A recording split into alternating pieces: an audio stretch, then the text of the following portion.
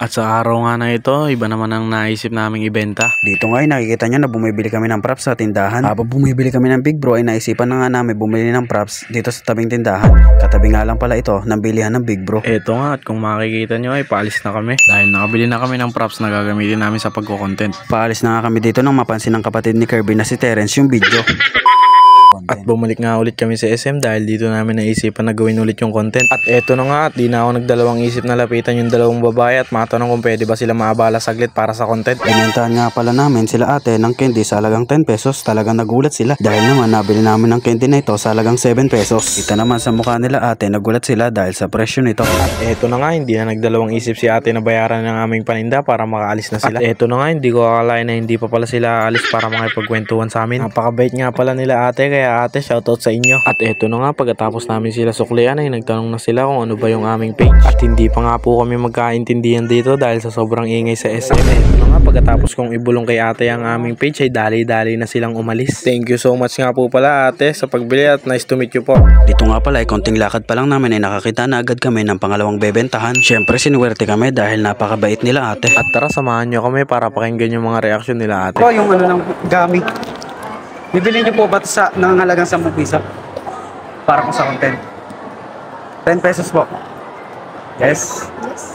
Yes. At dito na nga ay halatang kinakabahan ng aking pinsan na si Jerome Mendoza. Pero kahit kinakabahan ay tinuloy-tuloy pa rin namin ang aming pagko-content. Siguro kaya kinakabahan ng aking pinsan na si Jerome ay may atrasyo sa dito. At dito na nga, kung makikita nyo ay dumudukot na ang aking pinsan na si Kyle para panukli sa dalawang babae dahil wala silang barya. Thank you nga po pala ate sa pagbili at salamat din dahil nasayang namin ang konting oras ng buhay ninyo. At nung natapos na nga po pala kami sa pangalawa at nakakita ako ng 3 eba, ba't dali-dali ko tong hinabol para at matanong sila kung pwede ba silang maabala saglit para sa content. At eto na nga, makikita nyo kung gaano kasaya sila ate at di na ako nagdalawang isip na tanungin sila kung babayaran ba nila ng 10 pesos ang aming paninda para sa content. At dito nga makikita nyo na hiyang-hiya sila ate dahil ang sabi nila allergic sila sa camera. Hindi na nagtagal dahil hiyang-hiya na sila ate at hindi na sila nagdalawang isip na bayaran ng aming paninda. At eto na nga, hindi na namin pinatagal dahil hiyang-hiya na sila ate at inabot na nga ng aking pinsan na si Jerome ang aming paninda. At dito na nga, mapapansin nyo na nawawala na ang aming kasama dahil hindi namin alam na kilala pala nila kaya lumalayo sila.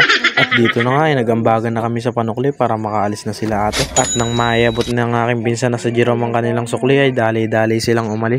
Pagkatapos nga pala ng pangatlo ay nandito na tayo sa pang-apat. Tuwang-tuwa nga po pala sila ate kaya tara, samahan nyo kami panoorin ang reaksyon nila. Ano po ito po? 10 pesos po. Tiglima po kayo. Wala daw pong barya sila ate kaya problemado din kami. At di na nagtagal, tinignan ni ate ang kanyang wallet kung mayroon ba siyang 10 pesos. Nagulat nga kami dito dahil nakita namin ang pera ni ate na puro 500. Akala nga namin hindi na namin magbebentahan sila ate kaya ito ang nangyari. Tingnan natin. Alam mo meron.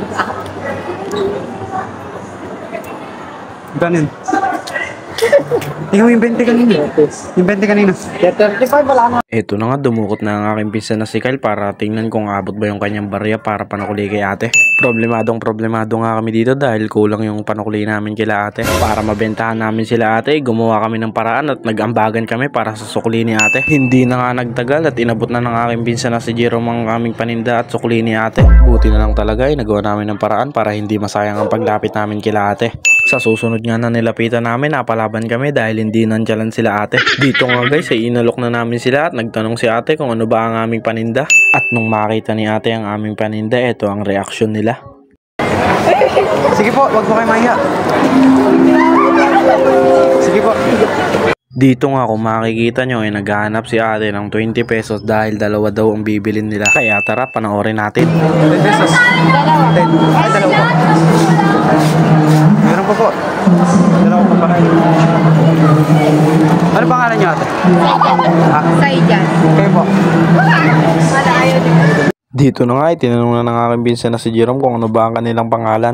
At nagbiro na nga ang aking pinsan na si Jerome na magpicture daw kami. Hindi naman kami nabigo dahil pumayag naman si ate. Nandito na nga tayo sa part ni Francis at hindi namin sukat akalain na may kasama pala yung babae.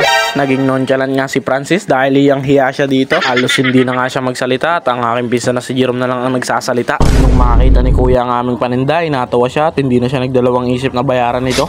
Tinanong ko nga dito si kuya kung ano niya si ate at sinabing magkaibigan magkakaibigan lang at nagduda ako dito. Syempre, joke lang yun. Baka kung ano pa ang isipin nyo sa amin. Sabi nga pala dito ni Kuya ay blurred daw ang mukha niya dahil nahihiya siya. Hindi namin sukat akalain, nakabarangay pala namin sila. Natapos nga ang video na to na hindi nagsalita si Francis dahil naging shy type siya. Salamat nga pala kay Kuya at ate dahil mababait naman sila. At konting lakad lang ay nakakita ulit kami ng mapagbebentahan. At dito makikita nyo na malakas na ang loob ni Francis, parang kanina lang ay hiyang-hiya. Hindi na nga nagdalawang isip si ate na dumukot ng barya para pambayad sa aming binebenta. Dito nga kung makikita nyo ay nahulog yung 5 piso dahil napakaraming barya ni ate. Dito nga kung makikita nyo ay hiyang-hiya sila ate at dali-dali nilang binayaran ito. Dalawa nga ang binili nila ate, kaya ate thank you so much sa inyo. At nang matapos na ang part na to ay tumambay muna kami saglit dito. At ilang minuto lang ay nakakita na ang aking pinsan na si Kyle ng 3 babae at dali-dali niyang hinarang ito at matanong kung pwede ba silang maabala saglit para sa content. Dito nga makikita nyo na hiyang-hiya si ate at dali-dali siyang dumukot para bayaran ng aming paninda. Nang nakahanap nga si ate ng 10 pesos, dali-dali niyang binayaran ito. At dali-dali namang inabot ng aking pinsan na si Jerome ang aming paninda. Dito nga kung makikita nyo ay umaaliparpar na naman ang aking pinsan na si Kyle. Kinapalan niya na ang kanyang mukha na manipis at sinabing picture daw sila. Halatang halata naman sa mukha ni ate na hiyang-hiya siya. Dito nga pala makikita nyo na nagmamadali si ate dahil nagbiro na ang kanyang kasama na nandiyan na raw yung boyfriend niya. Nang maubos na ang aming paninda ay naghahanap kami ng place kung saan kami magpipicture. At nang makakita nga kami ay dali-dali namin ginawa ang aming balak. Lahat, pambili ng gin. Pambili na kami ng gin. Pambili na kami Sito gin.